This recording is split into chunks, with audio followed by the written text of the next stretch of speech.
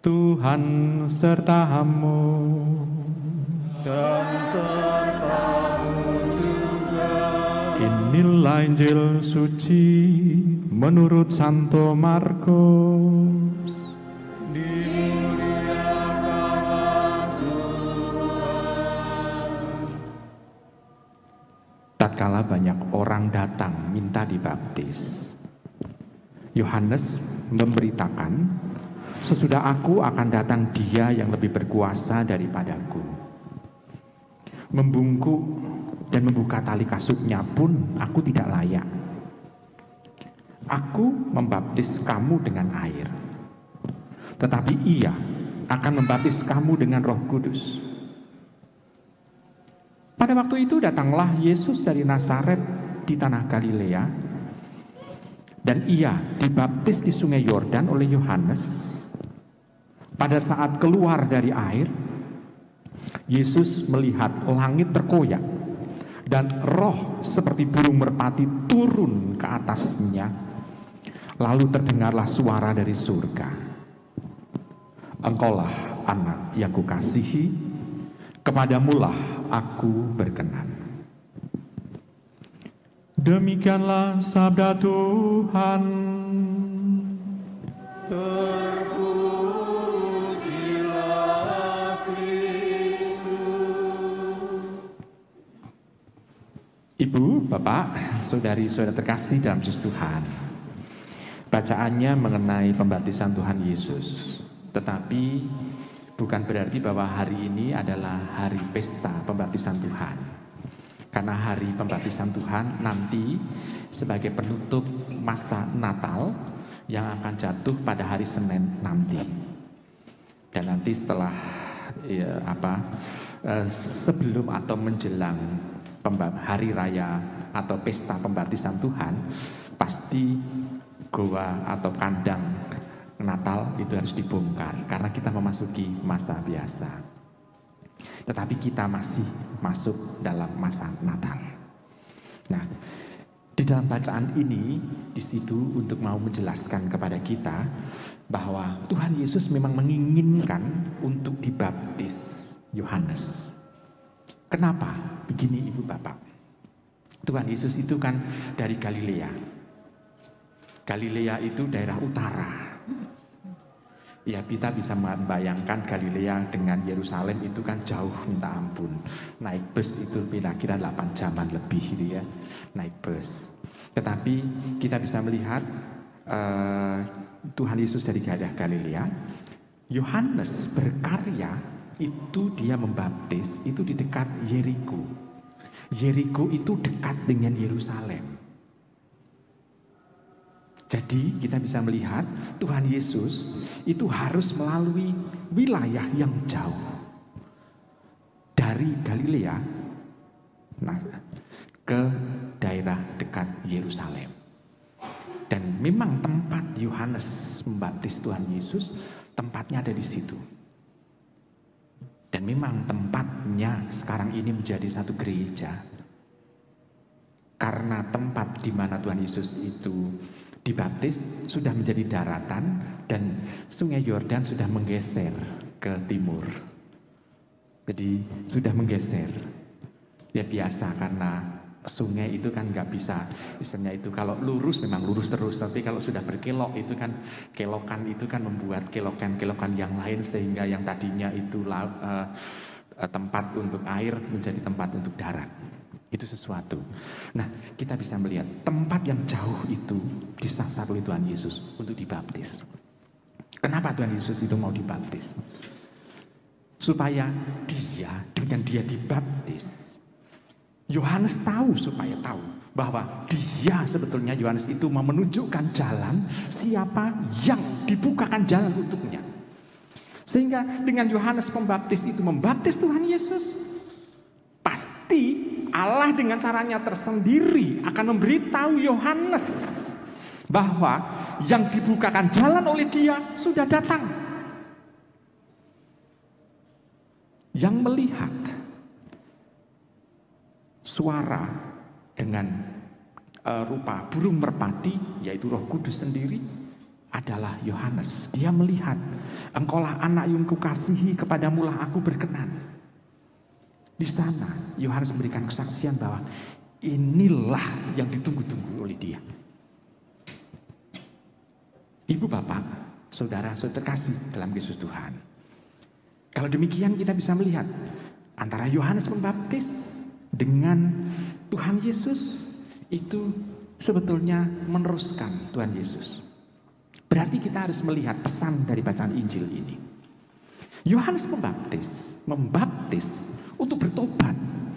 Pertobatan ini yang harus istilahnya dilakukan supaya orang siap menyambutnya.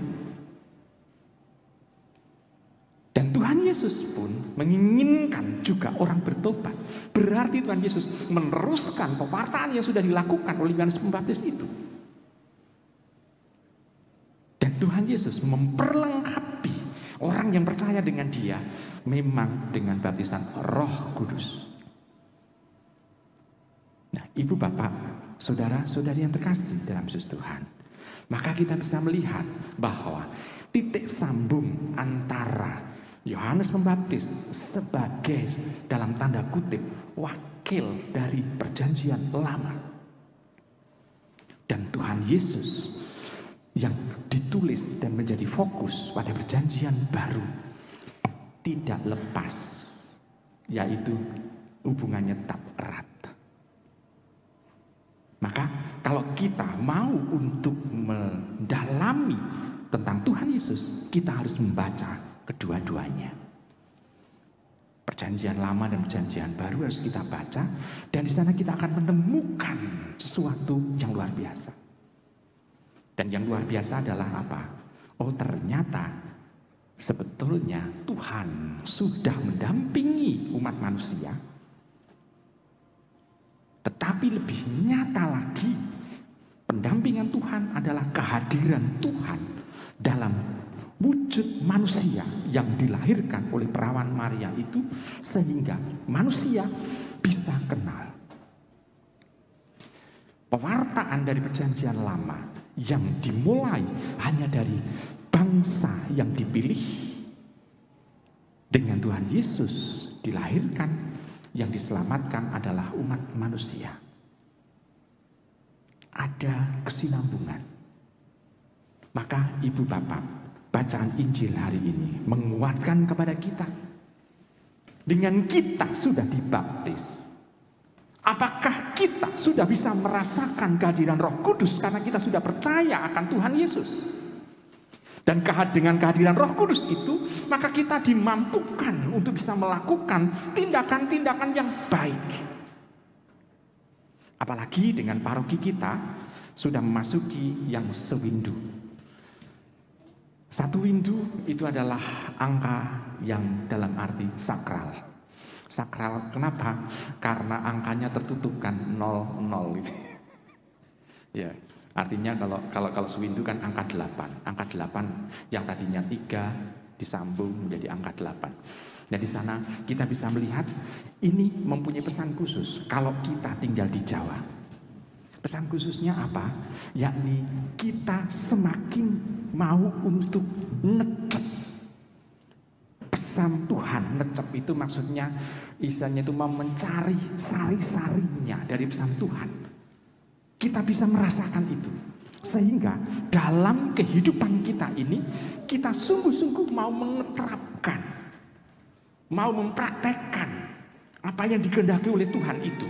Sehingga dalam kehidupan kita sehari-hari, kalau kita melakukan kebaikan, bukan pertama-tama ini karena perintah Allah, ini karena perintah Allah. Tetapi kita sudah melihat ini adalah tanggung jawab saya sebagai orang Kristiani yang tinggal di masyarakat untuk melakukan kebaikan. Nah, seperti itu kita semakin diingatkan akan kedewasaan kita. Ya, ibu bapak, saudara terkasih, maka kita syukuri sewindu paroki kita. Kita dianggap sudah dewasa, sudah bisa menangkap sari-sari dari sabda Tuhan, sehingga kita umat Allah di Semarang Indah ini seolah-olah menjadi pelaku-pelaku sabda itu. Dan bisa dirasakan oleh semua orang. Walaupun pada saat menjelang sewindu ini, suasana kita adalah suasana keprihatinan karena banjir. Di beberapa tempat dari saudara-saudari kita, bahkan air pun masuk ke rumahnya. Maka kita cukup prihatin juga. Maka tanda supaya kita dewasa adalah memang tantangan. Kalau orang itu ingin kuat, maka harus ada tantangan di depannya. Sehingga orang dibentuk sedemikian rupa, sehingga dia kuat menghadapi tantangan itu. Kalau orang ingin bijaksana, pasti akan diberi kesulitan-kesulitan, termasuk harus menghadapi banyak orang-orang sulit di hadapannya, sehingga dia akhirnya mampu untuk dibentuk oleh Tuhan menjadi pribadi yang bijaksana. Maka kita, walaupun dalam memasuki sewindu ini banyak bencana dalam tanda kutip, sebetulnya kita mau dibentuk oleh Tuhan menjadi orang yang kuat, yang bijaksana, dan yang mampu untuk menjawab tantangan zaman. Maka kita selain bersyukur, kita juga berdoa supaya seluruh umat, dari yang anak-anak sampai yang kakek nenek, itu senantiasa dipenuhi dengan Roh Kudus, sehingga akhirnya dibentuk oleh Tuhan menjadi pribadi yang lebih baik. Selamat merenungkan.